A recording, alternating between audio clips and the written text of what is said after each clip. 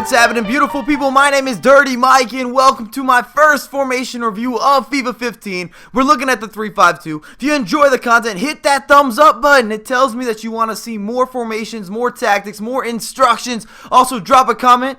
What do you think about the 3-5-2? And which formation should I get involved with next? And before we get into the FIFA goodness, if you need Ultimate Team coins, FIFAcoinstock.com. Use Dirty for 5% off. And hold up! What if you want to check out cheap market prices? You're trying to build squads. Oh, I've got you. I've got you. FUT Focus, also in the description. Absolutely free website. Let's roll. Let's begin with the strengths and the weaknesses as we've got the highlights on display. And look at that magnificent finish from Guarin. What? Coming out of a rainbow, he volleys it into the bottom corner, and it's so nice that he has 4-star skills in this year's installment. Big improvement and just instant replay on instant replay on instant replay. And as you may notice on screen, a good friend of mine, Ovi, is doing the best custom tactics as well as instructions for the 3-5-2. There'll be a link in the top of the description as well as on screen. If you want to click there, I encourage it. Go over there, show him some love. Hashtag keep it dirty. And in terms of strengths, you got a lot of free roam pressure. And I like having the ability to kind of dictate everything, and that's where I'm using these CDMs and the 3-5-2. They're going to change the match and decide if you're going to win or lose. The CDM position is that important. And then the diamond buildup, very nice for counterattacks. And I like the good outlets on offense. If you get in trouble, you still have wings to kind of be your form of relief. It's very good versus a 4-1-2-1-2, the second installment, or the second variation, where it's really close together. It's also a good formation against the 4-2-3-1. And in terms of weaknesses, there is a sense of risk and reward in the 3-5-2, and you need to play fast on both ends, or you might have some problems. This is really not a formation to play slow build-up, and all the 4-3-3s are going to cause some issues.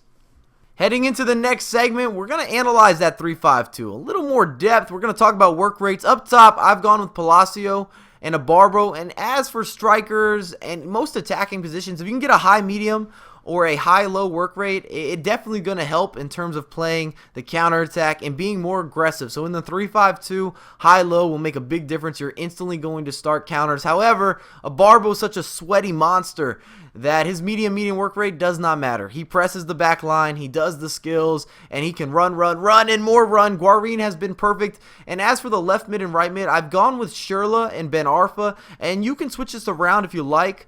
I think Ben Arfa kind of adds a bit of a free roam aspect, and I like doing skill moves and going on those runs, so it works okay for me. And then Shirla has the ability to shoot from 30 yards, 35 yards, and score with a certain level of consistency. So therefore, him not having that high work rate, it doesn't bother me all that much. And the most important position in the 3-5-2 is the CDM role. These guys are going to change the game for you, and you need big CDMs. And if you can get guys that have a medium-high work rate or even a low-high work rate, oh, it's going to be perfect. They're going to be a brick wall and sit on your back line. I've got Matic and Diaby.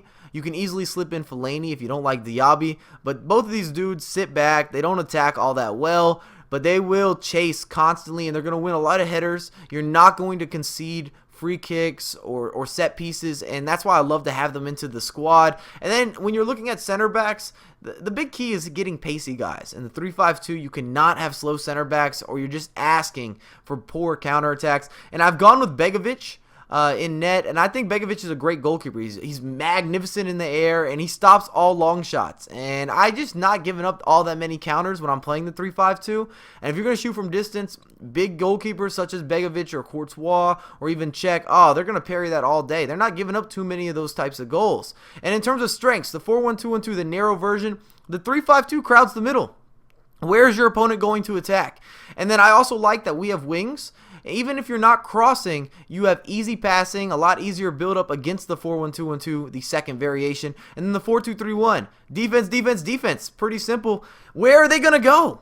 They only have one striker, and everything has to be through that middle. They have to be attacking with a narrow mindset. It's not going to work. And then you still have the easy outlets with your outside mids. It's just a good formation to go against.